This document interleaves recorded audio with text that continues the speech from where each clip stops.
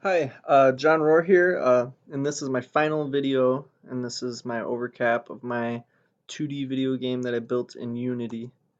And in my game, I have a player that you control. I have two types of enemies that you want to avoid. I have a possum and a frog. I have coins, which are actually gems in the game, and the objective is to gather as many gems as you can before you die.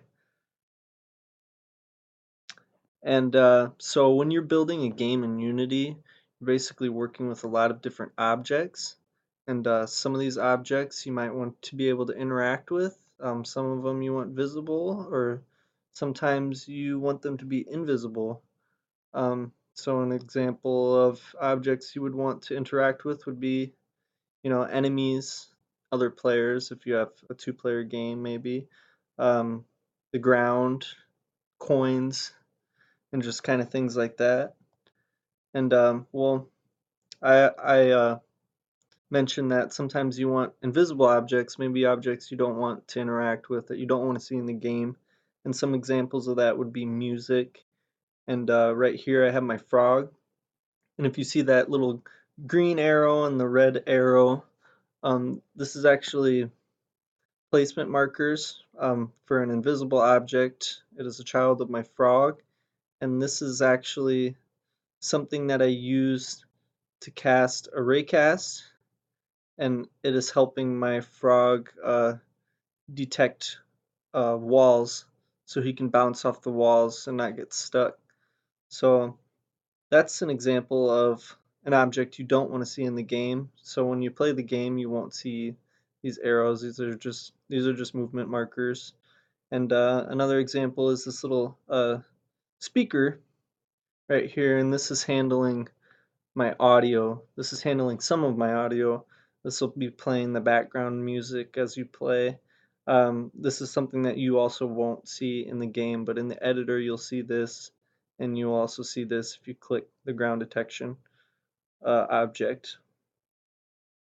And as you can see, the ground detection object, there's just nothing there. It's just an empty object.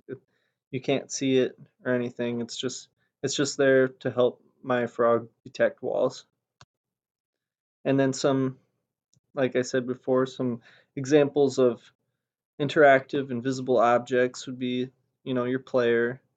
Your player will have interactions with gems and enemies, and these are things that you want to see, and you want to be able to interact within the game. That gives you the game experience. And a big part about building video games is, at least in my point of view, is collision detection. As you can see on my little fox, this is my player. This little green box, this is the area in which my player is solid. Anything outside of it is, you can go right through it. But this allows my player to walk on the floor. It allows my player to interact with enemies, interact with gems, um, and all sorts of things.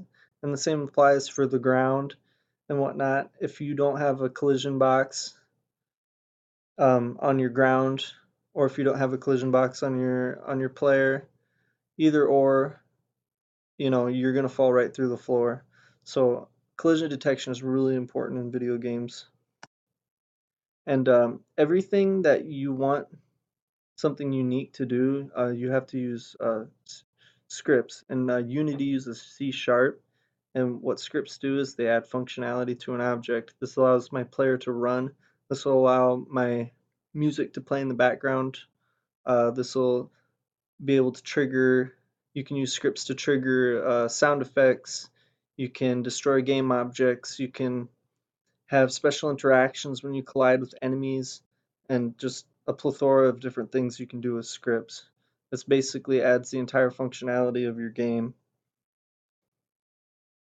And my player, so what my player can do is he can run, he can jump. I have a dash button to make him go faster, and he is my largest script. He contains the most interactions. He he has the most things inside of my script.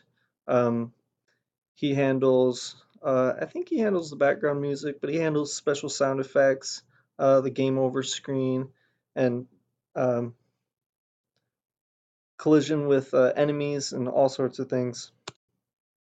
And this is my animator tree that we'll do a quick overview of your animator tree. And what this animation tree does is this, along with my script, helps tells my player to do which animation at what time. So as you can see, from any state, I can go from the jump animation or the death animation. So I have a bool set up in my script where if you collide with an enemy, it'll set the death bool to true, and then it'll play the death animation.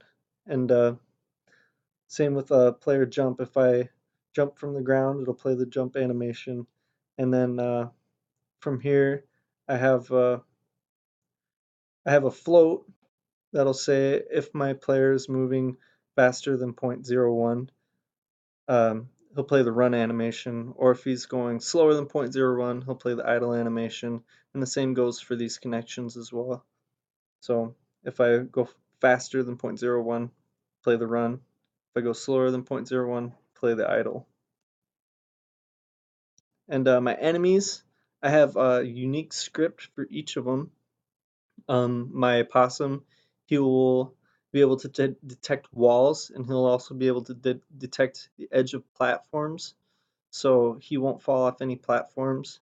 And if he runs into a wall, uh, he will bounce off it and turn the other direction. And my frog, he actually jumps. He jumps around, but if he hits a wall, he'll turn around. But I built walls in the game because he can actually fall off the map if I didn't build walls at the edges of my map. So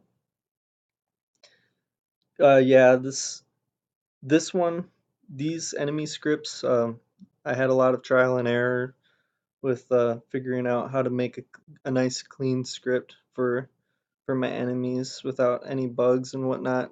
I had a lot of issues with enemies getting stuck to walls and whatnot.